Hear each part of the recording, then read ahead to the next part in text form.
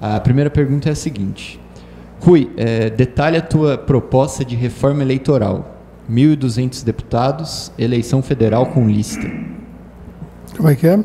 Para detalhar a sua proposta de reforma eleitoral. 1.200 deputados, eleição federal com lista. Isso é uma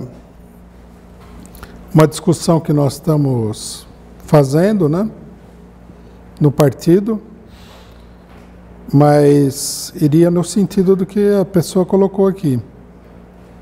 A eleição seria no partido, né? O partido apresentaria uma lista, não seria uma eleição por deputado. Isso daí é um dos grandes, como é que se diz? Um dos grandes meios para prostituir a eleição no Brasil é o fato de que no Brasil cada deputado é um partido em separado, né? Então o cidadão não vota em partido, nada, ele vota numa figura, e isso daí alimenta o clientelismo, né? O aumento da representação seria importante para que houvesse uma maior representatividade. Teria que acabar o Senado, né? O Senado é uma espécie de pedágio daquilo que é aprovado no Congresso Nacional. Não tem por que ter duas câmeras.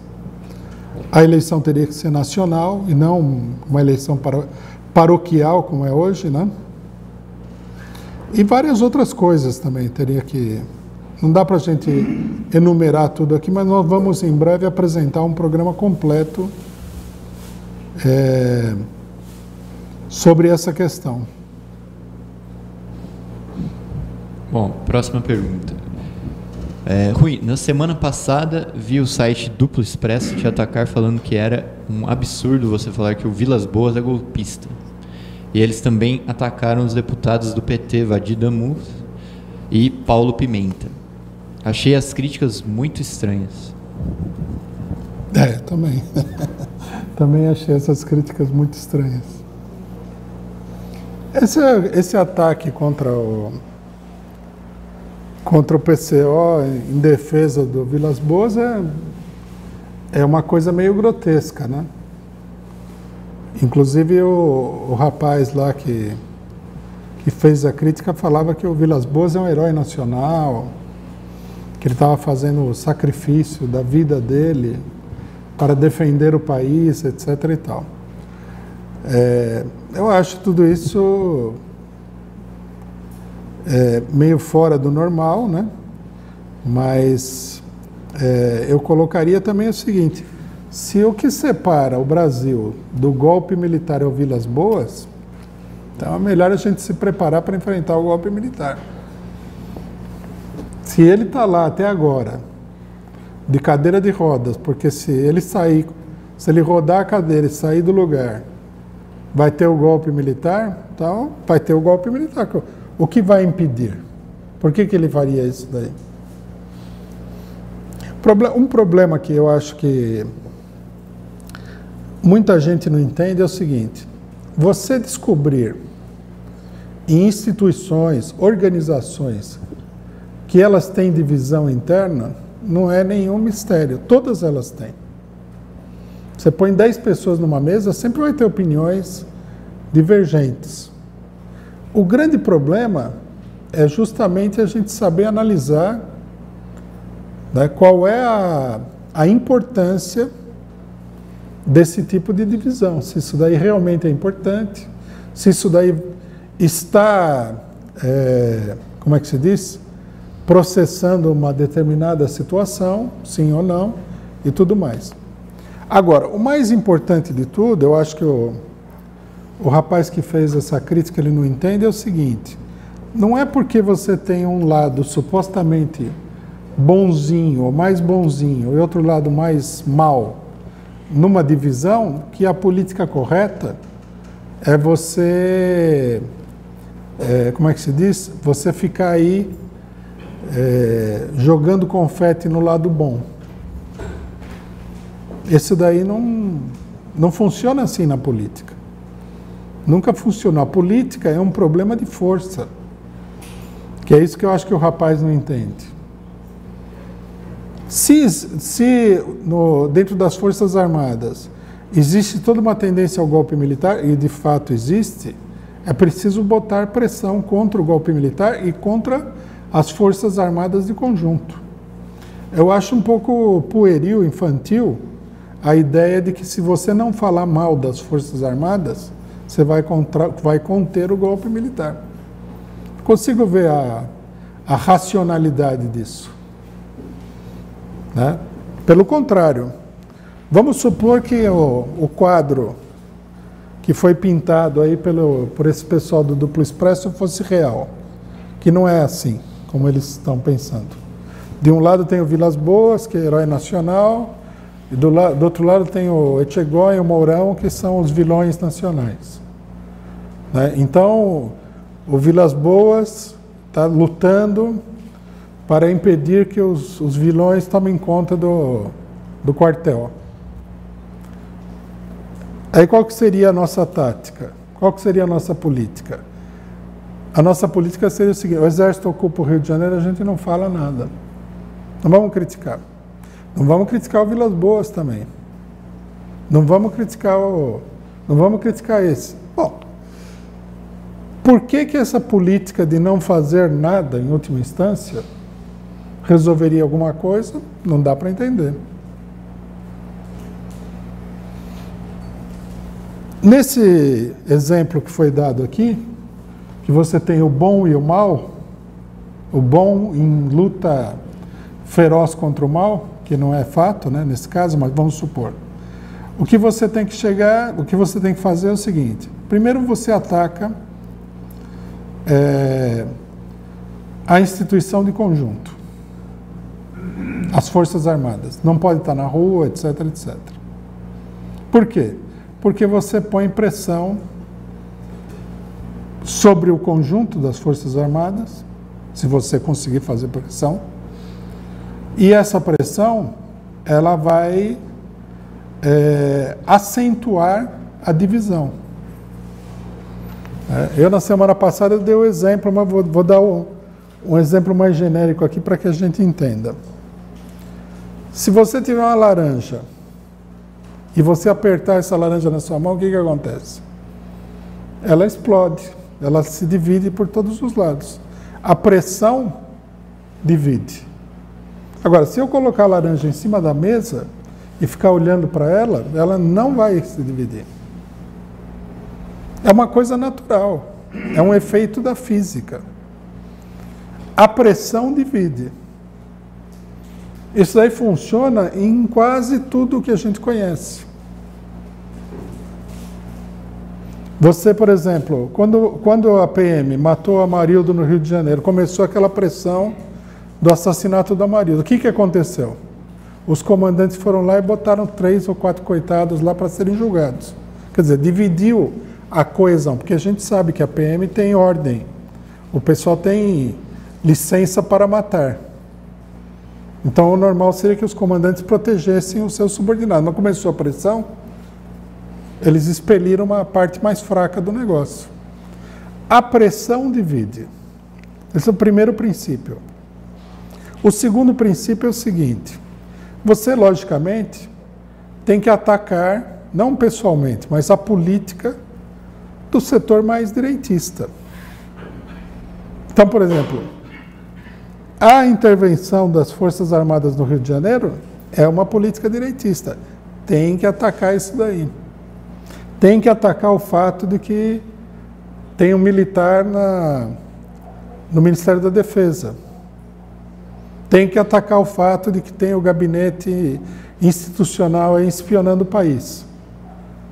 Você critica essa direita, a pressão está mais bem direcionada. Aí ele fala o seguinte: não pode criticar o general Vilas Boas porque ele é o antigolpista, herói nacional.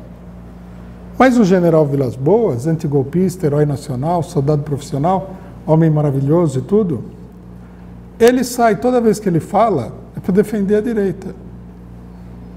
Então você tem que atacar ele por defender a direita. O que a gente ganha não falando nada? Essa política de boa vizinhança, de diplomacia, isso daí não é uma política séria. O que vale na luta política é a relação de forças. É a pressão que você consegue exercer sobre o adversário. O que está favorecendo a seríssima tendência, a operação de golpe militar, é que ninguém fala nada. Tem gente que fala assim, não podemos atacar as Forças Armadas. Não, tem que atacar as Forças Armadas. Sabe por quê? Vou dar um exemplo concreto do Brasil. Quando acabou a ditadura e as Forças Armadas tinham sido muito atacadas, todo mundo concordava que não havia a possibilidade política das Forças Armadas darem um golpe militar. Por quê? Porque a crítica tinha sido tão dura que eles não se arriscavam a fazer isso daí. Mas como faz muito tempo que ninguém critica as Forças Armadas, e até tem gente louca aí que não conhece nada das Forças Armadas, que fica elogiando as Forças Armadas, já está se criando uma certa autoridade política das Forças Armadas para dar um golpe.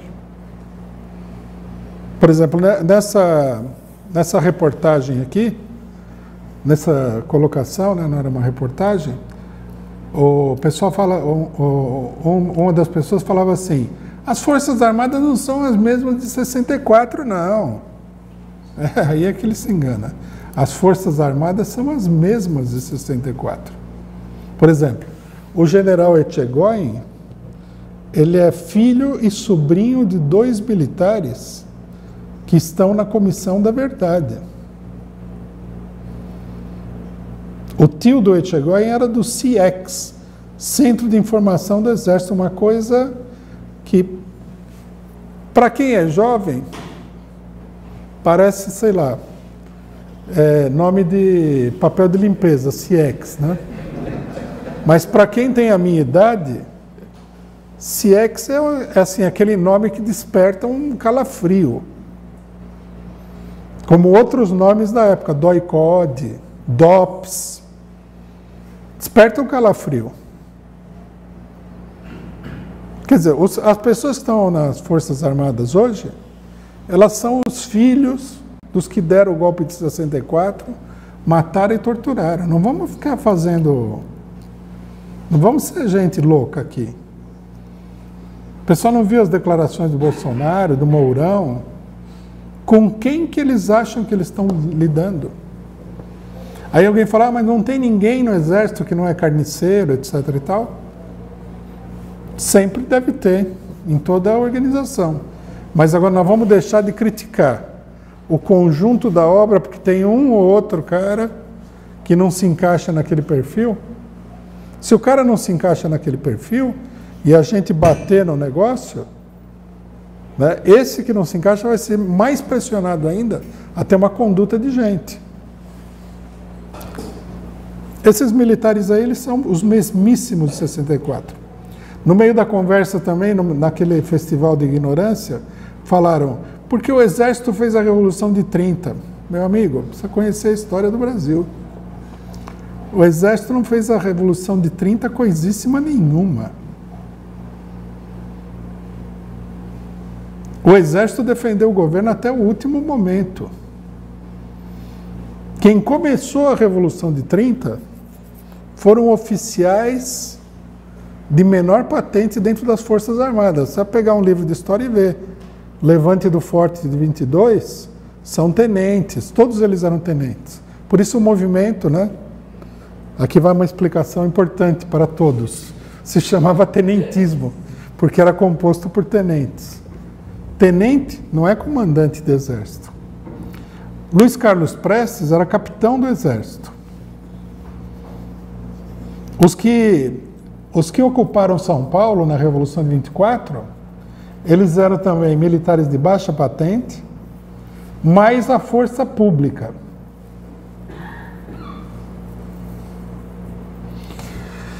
E o movimento militar que veio do Rio Grande do Sul, sob o comando de Getúlio Vargas, era a força pública e setores do Exército que haviam rompido com o comando. né, que vieram de lá para o Rio de Janeiro. Os militares, eles decidiram derrubar o governo, os comandantes, os generais, quando eles perceberam que a coisa tinha desandado para eles não perderem o controle. Aí fez-se um acordo entre os militares comandantes reacionários e os revolucionários que tinham participado do movimento de sublevação contra o governo Washington Luiz. Durante toda a República Velha, as Forças Armadas tiveram uma posição direitista de apoio aos governos.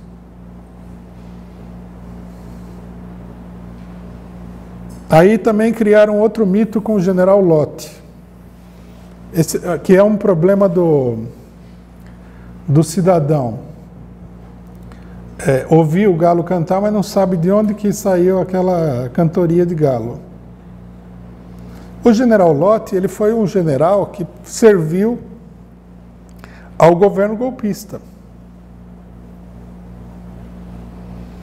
Na realidade, os generais, eles deram um golpe, porque deram o golpe no Getúlio Vargas, depois deram o golpe no vice do Getúlio Vargas, o Café Filho.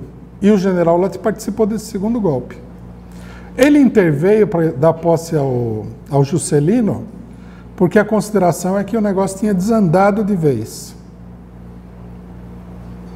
Não tem esse negócio de militar. O Prestes, um pouco antes do golpe de 64, fala os militares nacionalistas, os militares nacionalistas. Os militares nacionalistas, no final das contas, não cumpriram nenhum papel.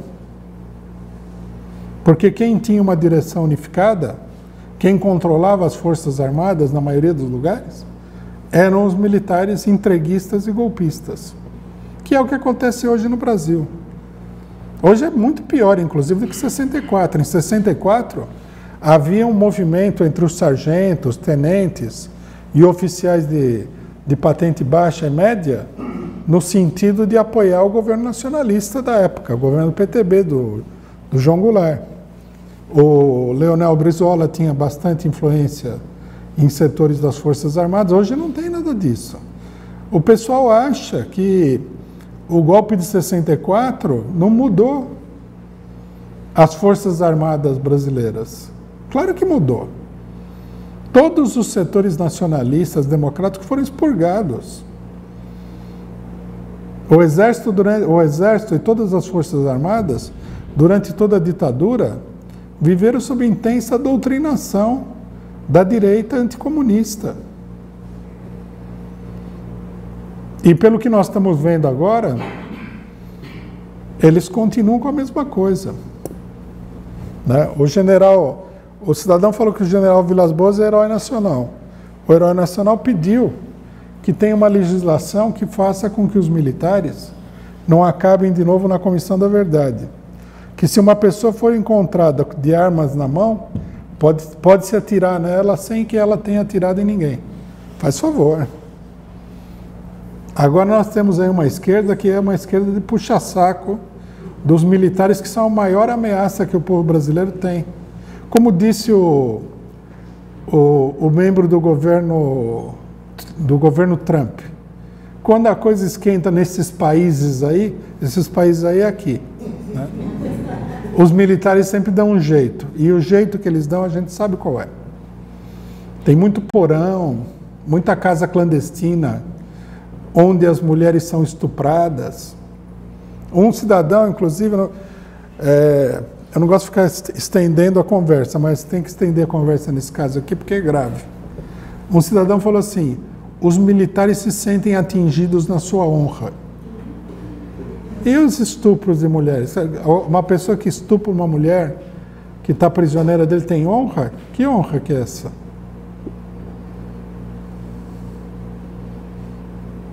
E depois, o que eles fizeram com o país inteiro, mostra também que o problema da honra é extremamente fictício. Eu não sei, o pessoal pode achar que, puxando o saco dos militares, eles vão resolver algum problema. Não acreditem nisso. Vocês olhem para a PM brasileira, multiplica o horror da PM por 10 e vocês têm os militares. Se tem algum militar aí que está ouvindo isso e ficou ofendido, é para ficar ofendido mesmo.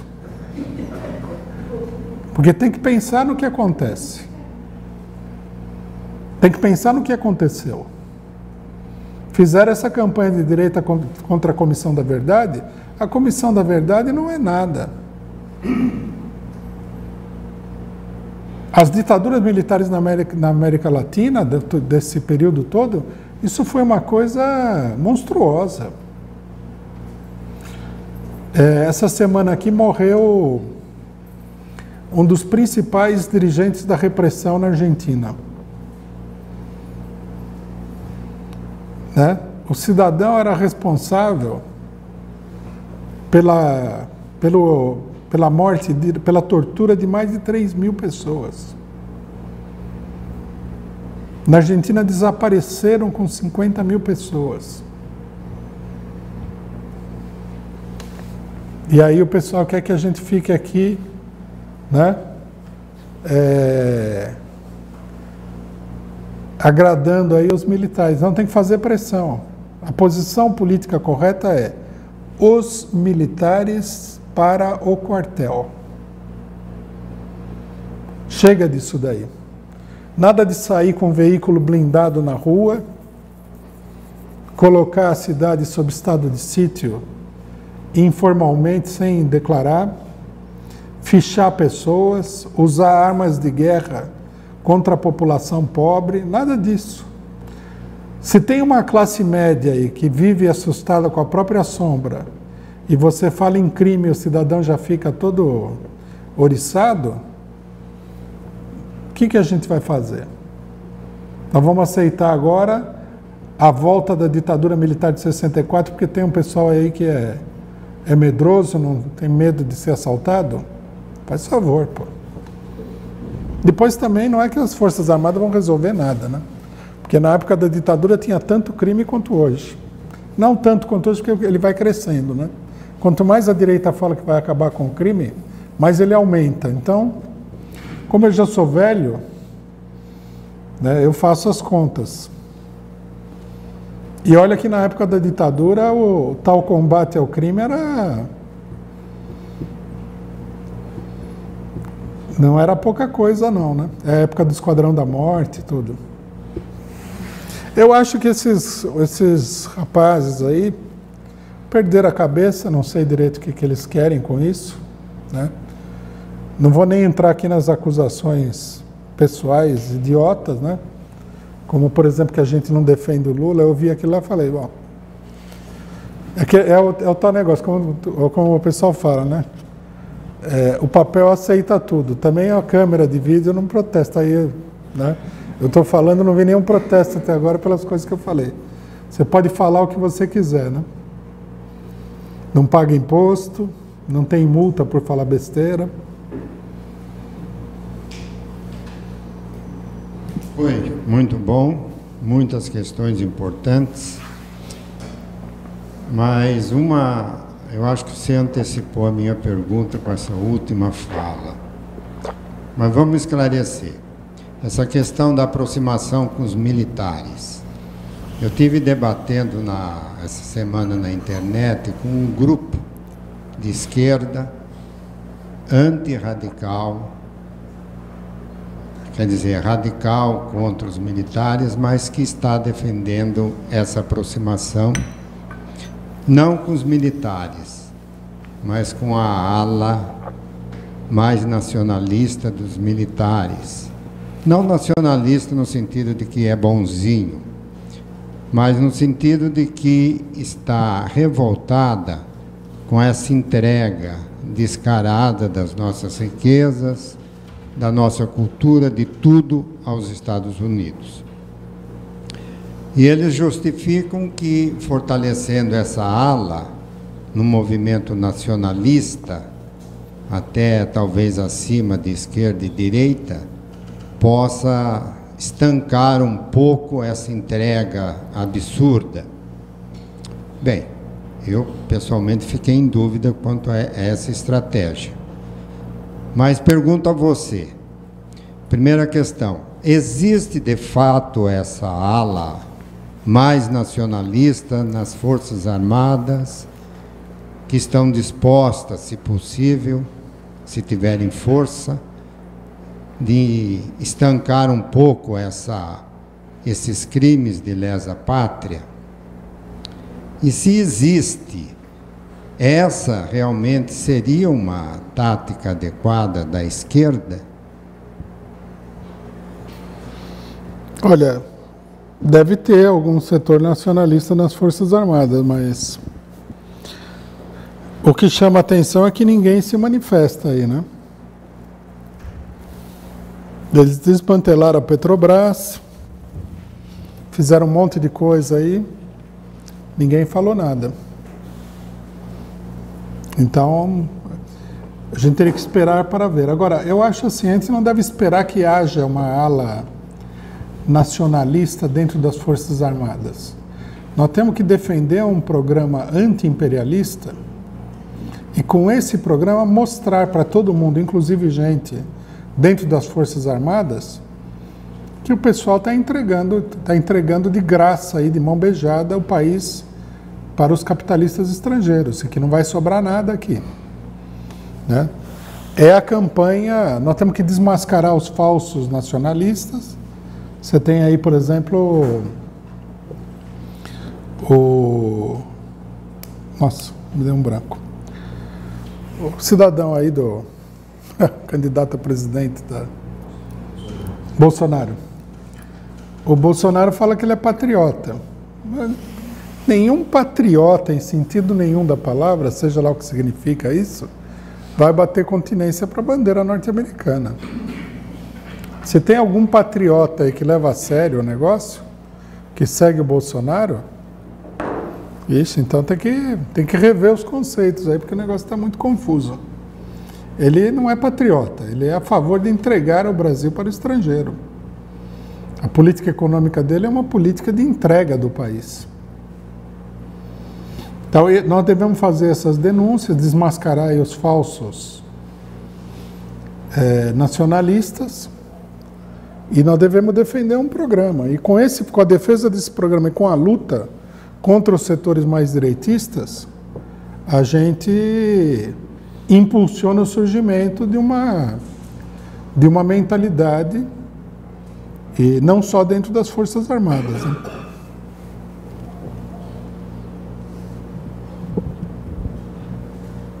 Bom, próxima pergunta é a seguinte. O que dizer sobre Nassif e outros que estão botando pilha e afirmam que a intervenção é um acordo entre Temer, militares, justiça e PCC?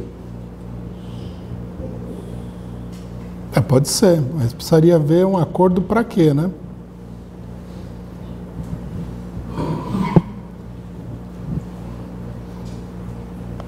Esse aqui, o X do problema é esse daí. Para que existe esse acordo?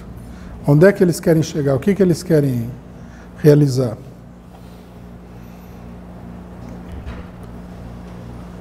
O problema-chave é esse, né?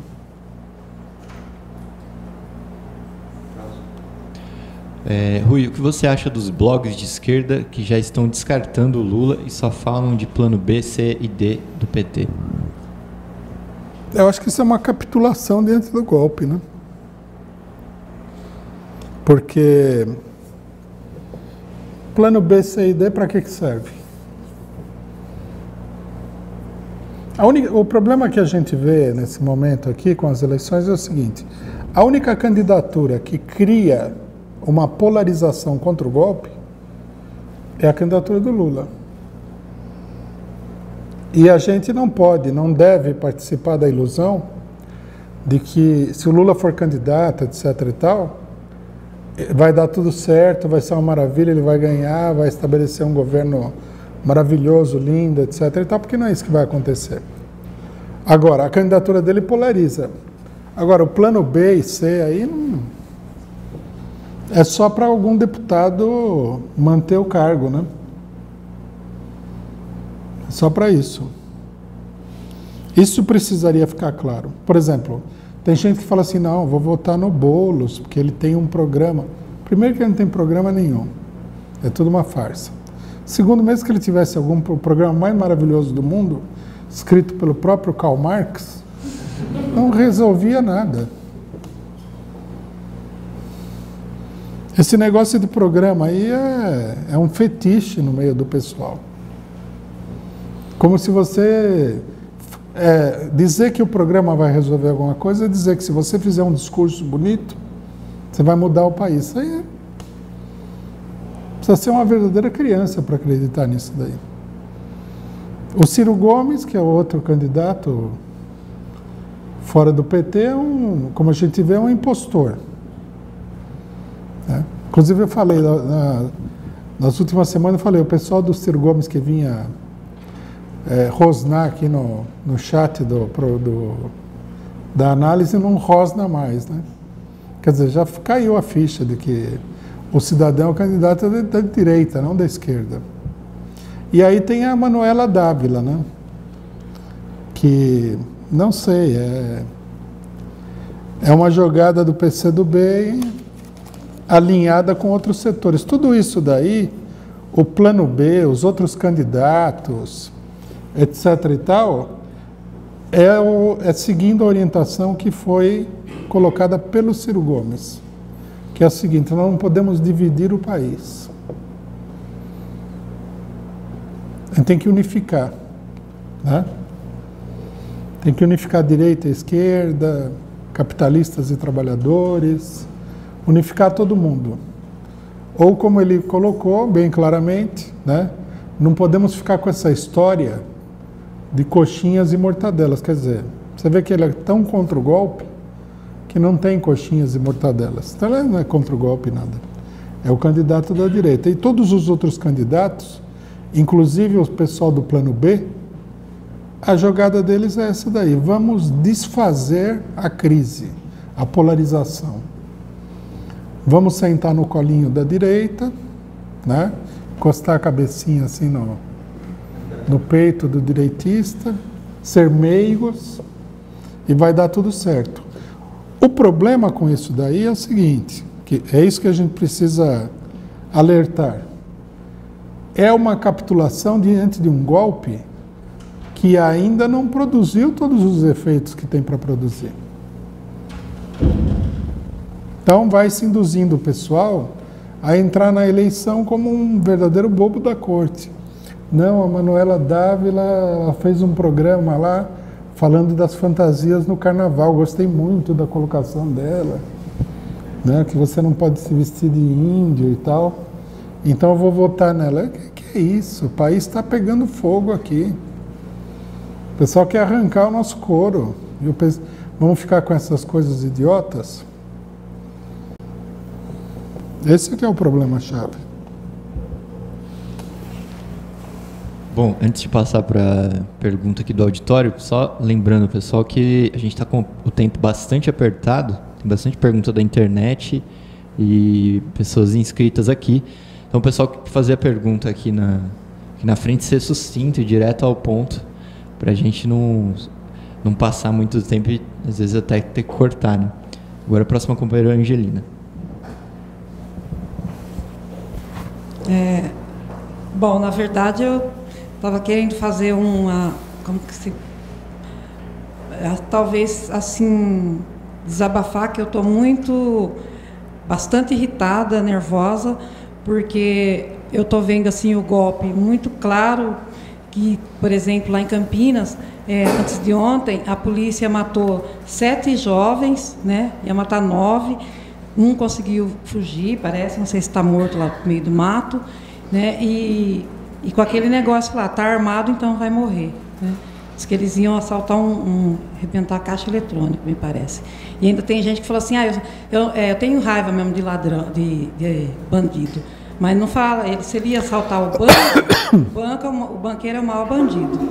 Bom, o que eu queria saber de você é por que a escola quando fala do Dia da Mulher, 8 de março, que é considerado o Dia Universal, né, da Mulher, por que eles falam aquela história da fábrica, que morreram 19 mulheres, e não fala da questão do voto, que o movimento começou por direito de voto? Bom, eu acho que a maioria nem fala da questão da fábrica também, viu? Eu acho que bom, você tem várias manifestações. Tem a direita que dá uma flor, né, para a mulher no Dia da Mulher e tal. Eu acho que cada um procura vender o seu peixe. O problema é estabelecer a verdade, que a maior parte dessas manifestações, elas são manifestações direitistas, mesmo falando da mulher e tudo mais, e que é preciso ter uma colocação revolucionária sobre a questão do Dia da Mulher, que não é o Dia da Mulher, isso aí é uma invenção posterior, né? O nome do evento é que nem o 1º de maio é Dia do Trabalhador, o 8 de março é o Dia das Trabalhadoras. Foi assim que começou, né? E nós entendemos assim até hoje. Esse negócio de Dia da Mulher da ONU e tal, isso aí é... O problema é o seguinte, a burguesia, quando ela vê que ela pode explorar alguma coisa que tem um sentido progressista, ela explora, né? E a questão da mulher está sendo muito explorada no sentido reacionário. Por muita gente.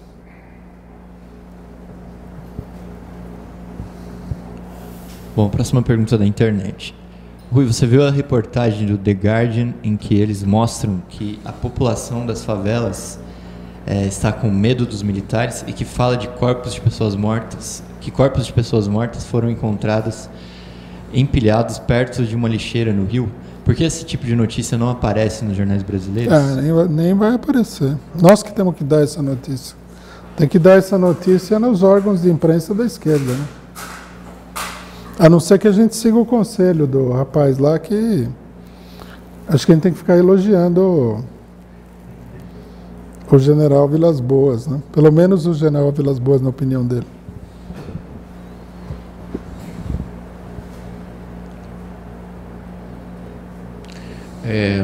Primeiro eu queria cumprimentar o Rui pela expansão das análises do PCO no Brasil 247, também no Cafezinho.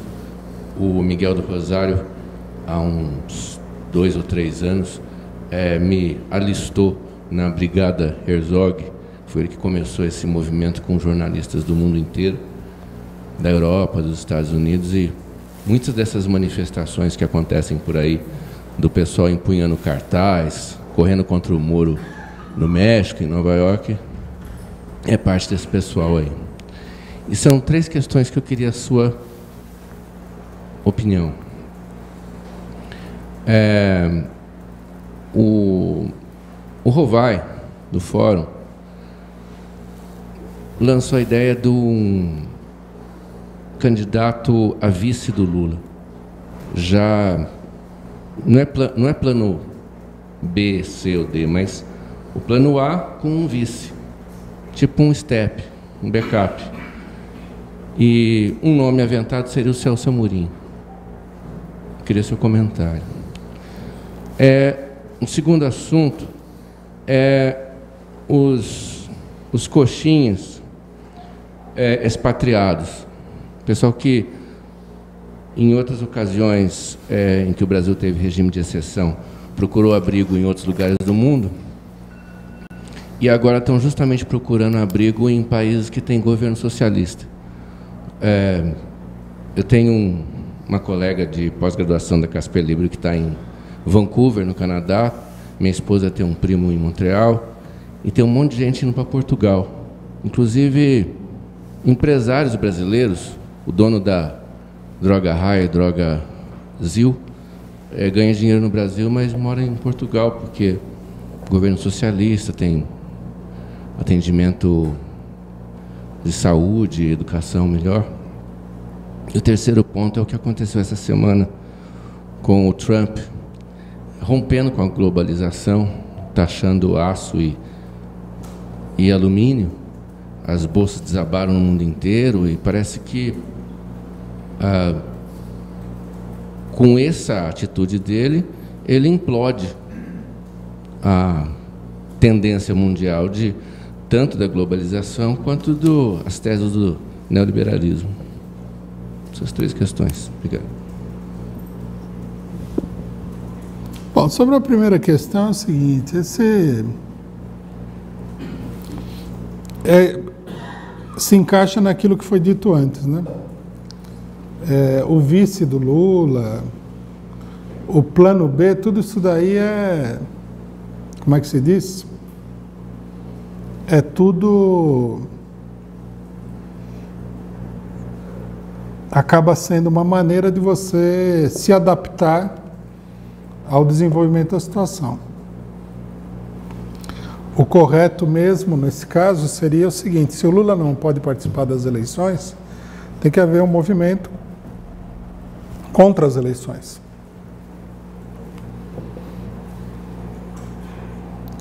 Quer dizer, acentuar a crise que significa a exclusão do principal candidato das eleições.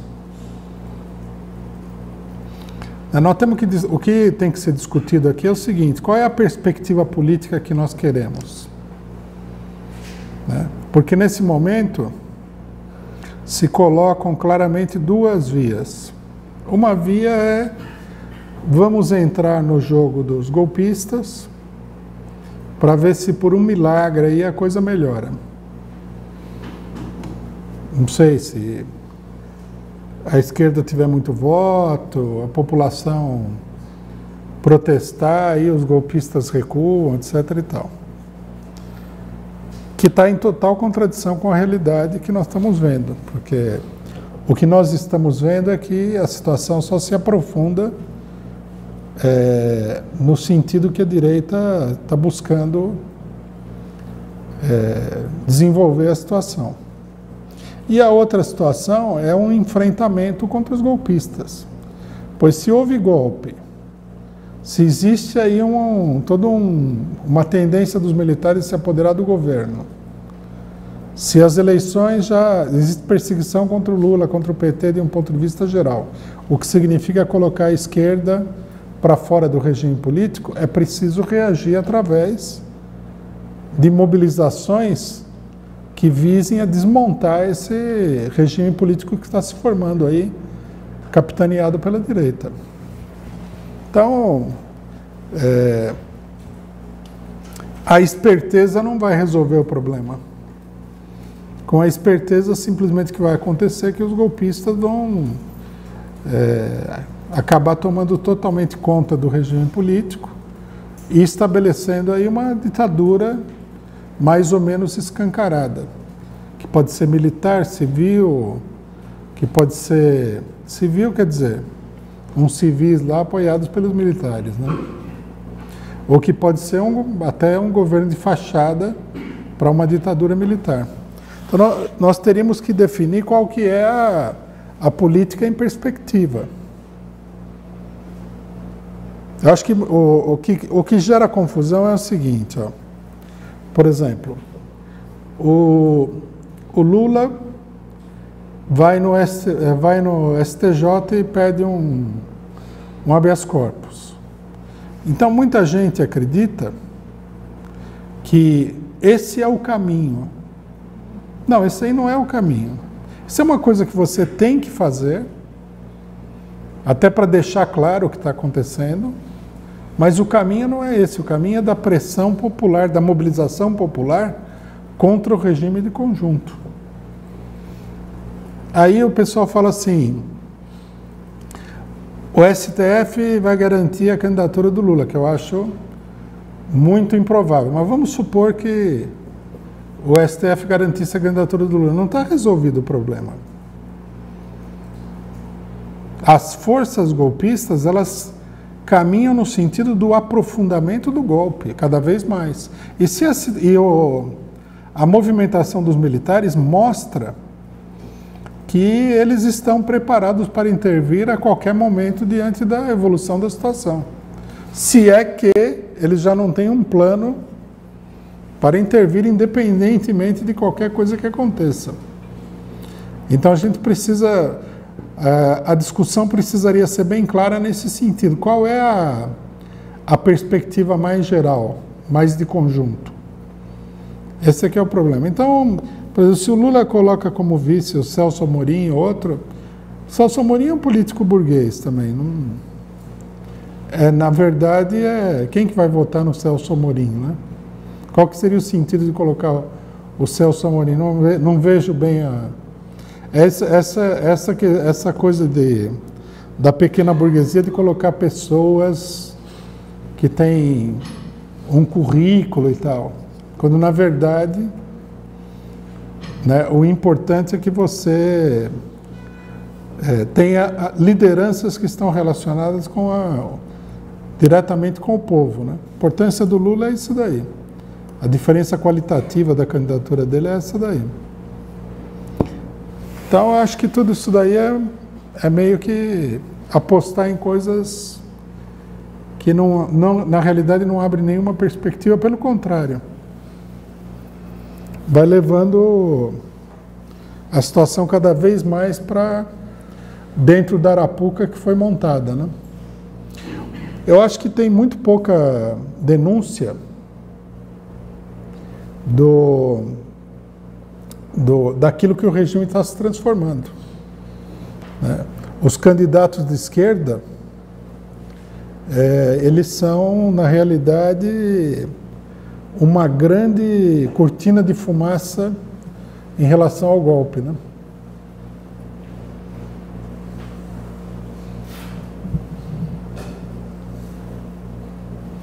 Não, só um pouquinho, só um minutinho, não, que ele falou duas outras coisas. Esse negócio do pessoal sair do país é natural, né? O pessoal está vendo a chapa esquentar, não está querendo correr o risco, né? Pelo sim, pelo não, vou para tal lugar.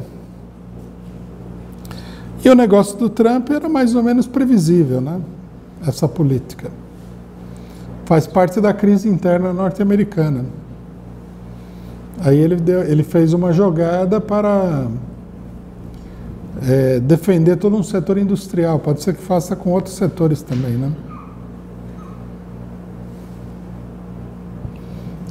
Muitas vezes a gente tem que levar... Não dá para discorrer aqui amplamente sobre isso, mas muitas vezes o imperialismo defende setores econômicos que estão praticamente falidos, são inúteis nos seus próprios países, obsoletos, etc. e tal, por uma questão de estratégia política e militar, né? A indústria siderúrgica norte-americana, ela é totalmente, já há muitos anos, ela não é competitiva. Só que um país como os Estados Unidos precisa ter uma indústria siderúrgica, né? Isso se alia também com a política do Trump, que falou que ia recuperar empregos, essa coisa toda. Aí precisa ver qual vai ser a continuidade e a repercussão disso daí. O impacto na economia mundial é grande. No Brasil, os jornais falaram que as siderúrgicas brasileiras perderam num único dia 2 bilhões de dólares por causa dessa medida. Bom, a gente tinha uma pergunta sobre o Ciro, mas como o tempo tá avançado, já foi falado bastante, né? Sobre o quê? Sobre o Ciro. Ciro Gomes, candidato da direita. Deixa eu simplificar. E aí a próxima é a seguinte, para você comentar sobre essa polêmica do filme Pantera Negra, que a esquerda pequeno-burguesa tem elogiado e ataca quem fala mal do filme só porque o filme tem a maioria de atores negros, sem contar o fato que tem um golpe no filme patrocinado pela CIA. Bom, não assisti o filme também, isso aí é ruim você dar opinião sobre o filme sem ter assistido, mas vou dizer eu vi a polêmica toda, né? O que eu acho espantoso é o pessoal realmente achar que um filme da Marvel, feito em Hollywood e tal, possa ter um caráter progressista, né? Isso que é... Ainda mais quando tem lá o agente da CIA, né? O suposto herói do filme, ele está aliado com a gente da CIA, né? Eu assisti um filme... Isso aí me lembra um filme que eu assisti, uma comédia, né? em que o cara mata a esposa dele, e aí ele procura um diretor de cinema amigo dele para tentar criar uma versão do que ele tinha feito que fosse positiva para ele, né? Então ele fala que ele está escrevendo um roteiro do filme e que o herói do filme tinha feito isso e aqui tinha matado a mulher. Aí o diretor olha e fala assim: matou a mulher? Não, então ele não é herói do filme. Ele não pode ser herói. E aí o cara fica insistindo, né? Para apresentar ele. Qual seria a maneira de apresentar ele como herói? E o diretor rejeita, né? Então a gente diria a mesma coisa. Estava junto com a gente da CIA, não é herói. Não tem jeito de ser herói junto com a gente da CIA. Agora, eu vi esse argumento que eu achei, assim, mostra que nós estamos diante de um movimento negro peculiar, né?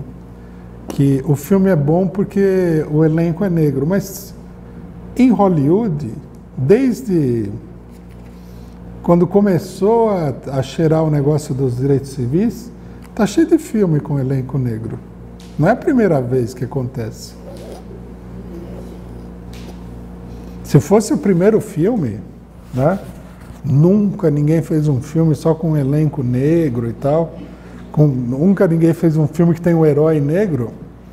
Você fala, bom, pela novidade, você fala que ousadia desses direitistas imperialistas de fazer demagogia com o negócio.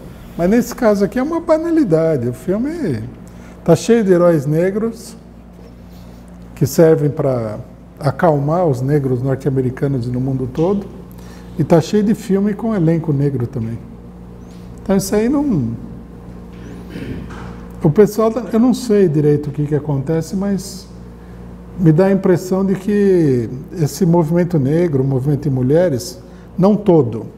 Alguns setores, eles vivem assim num microclima assim, deles, que não é o mundo real. Eles falam para os outros alguma coisa e tal, e começam um auê.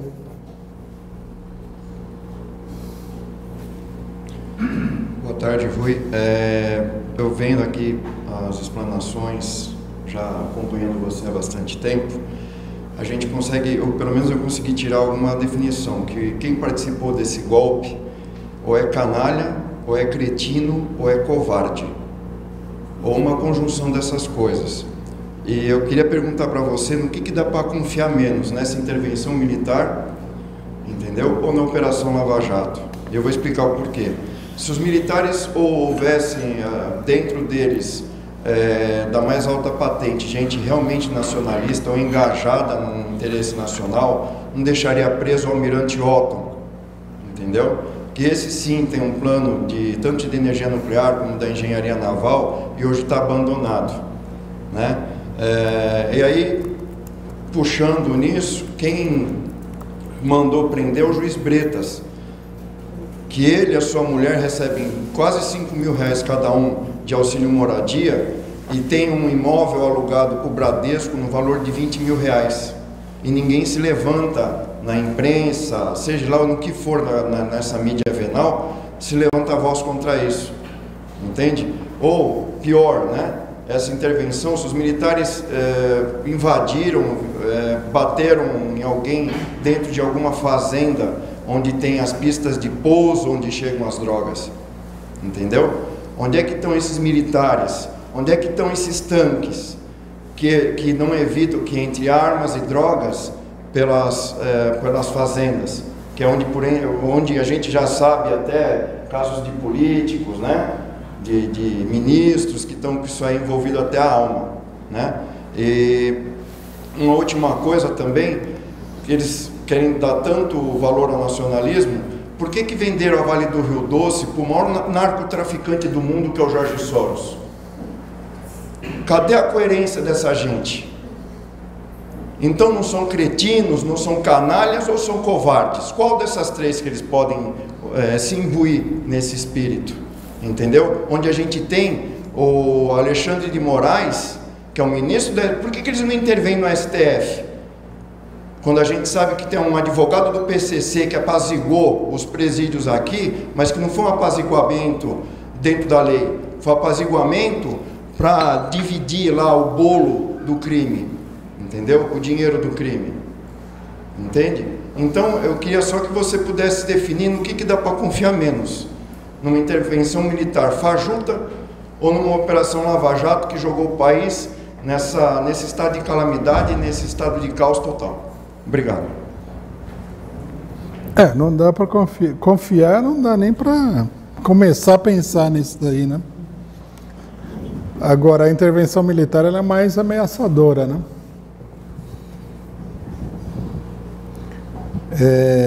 O problema que eu acho central nessa questão é isso que você menciona aí. Uma boa parte da esquerda fica discutindo se a intervenção militar seria melhor ou não seria a melhor maneira de atacar a criminalidade. Isso é uma besteira. Tinha que se falar que não tem nada a ver, que é tudo uma grande farsa, que o objetivo é outro. Mas fica se discutindo isso, fica se discutindo a eleição do Temer, né? Ninguém explicou, por exemplo, como é que a intervenção militar vai fazer o Temer passar de 0% de aprovação a ganhar as eleições. Isso aí também, eu estava pensando como é que seria isso aí, né? Não cheguei a nenhuma conclusão concreta de como seria possível isso. O pessoal O golpe, o problema que eu acho que não é considerado é isso que você falou. O pessoal é muito cínico e todo mundo entra na jogada, né?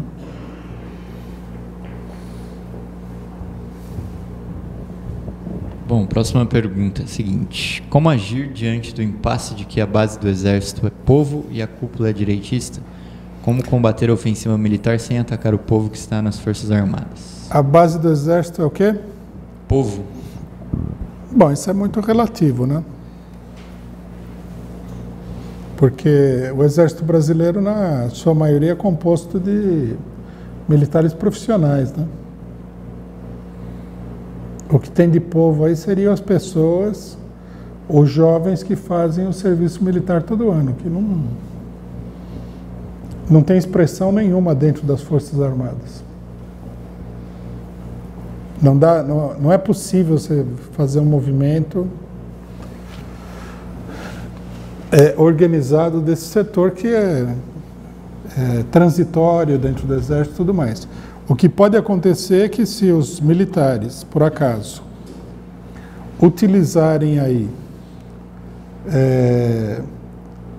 os recrutas em alguma operação, isso aí pode dar problema, né? O recruta pode não se sustentar, mas pelo que eu entendi, no Rio de Janeiro o que você tem lá não são recrutas. Ali são soldados profissionais, né? Não só são soldados profissionais em geral, como são grupos especiais e tal.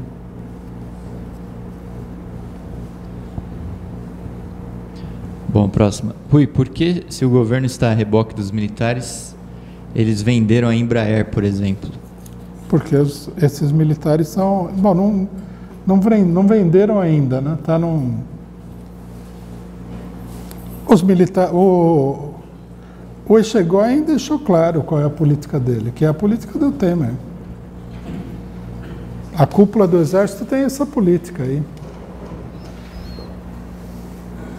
A questão da Embraer, me parece que tem um pouco uma saia justa dentro das Forças Armadas, porque a Embraer tem uma parte do trabalho que ela faz que tem a ver com problemas da defesa, né, que os militares não querem abrir mão. Nesse sentido, mas não é que seja um problema de nacionalismo em geral, é mais um problema profissional. Mas, fora isso... Bom, é isso. Ah, tem mais um.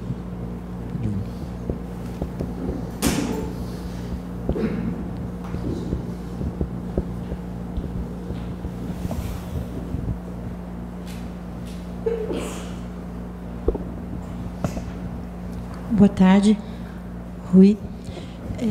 Eu vou fugir um pouquinho desse assunto do militarismo para fazer uma que você faça uma análise de uma notícia que está rodando por aí, que eu estou vendo nas mídias, não é na mídia convencional, nas mídias de internet, essas coisas, né? Que eu não sei se é fake news isso, mas saiu uma notícia que estão preparando mais de 350 homens, fora helicópteros, as coisas, para prenderem o presidente Lula. Eu vi essa notícia. E eu gostaria de que você faria essa análise, se isso é para assustar o povo, para não ir para a rua, ou se isso, sei lá, se é uma fake news, se é verdade, se isso está rolando, pode ser que venha acontecer. Então, a minha preocupação é essa, né? Porque a gente está fazendo um movimento para fazer a proteção, né, na casa dele, para que não possa... a gente vai fazer assim, um movimento para ficar ali de plantão. E vai ter senhoras, vai ter crianças, vai ter pessoas, sociedade civil. Será que eles seriam capazes de, pelo menos, atirar em cima da sociedade civil para impedir? Quer dizer, é uma pergunta besta que eu estou fazendo. Acho complicado para eles. Se houver uma quantidade grande de pessoas ali, vai se criar uma situação complicada. Então, Não é fácil não chegar lá e atirar no pessoal, não. Então, porque eu não sei se isso é uma fake news, né? Mas porque agora virou moda, né? Um balão de ensaio. Eles lançam essas notícias para ver o efeito que a notícia causa e tal. É preocupante, né?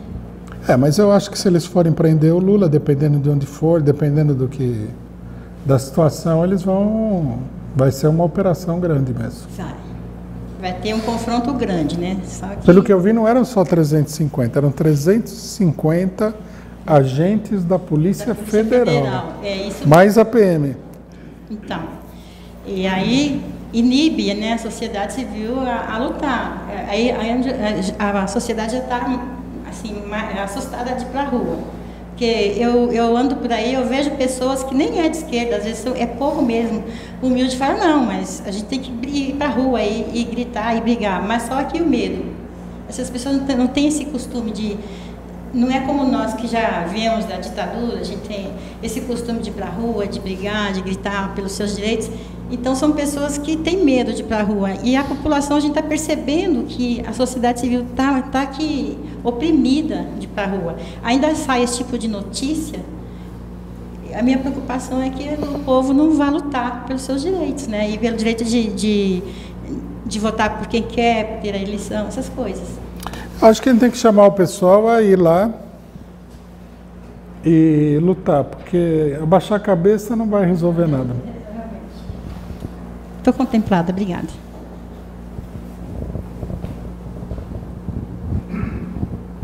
Bom, tem só mais um comentário que pede para reforçar essa questão, esse programa Duplo Expresso, que eles atacaram também o deputado do PT, o Paulo Pimenta. Pede para comentar sobre isso daí.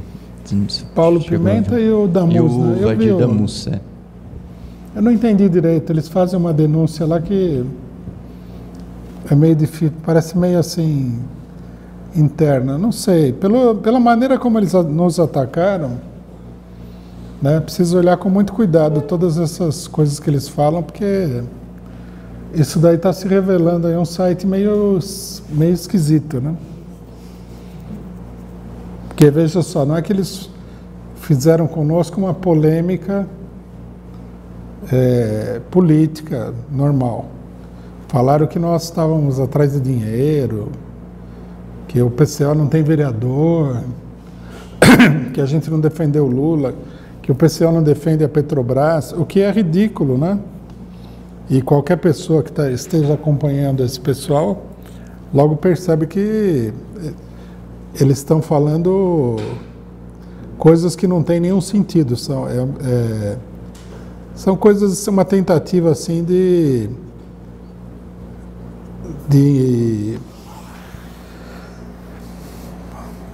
não sei, quebrar o interesse pelo partido com coisas absolutamente falsas, né?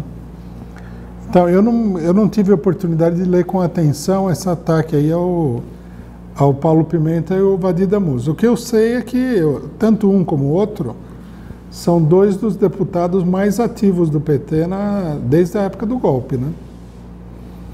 Então também me chamou muita atenção o ataque contra eles, porque especificamente contra eles.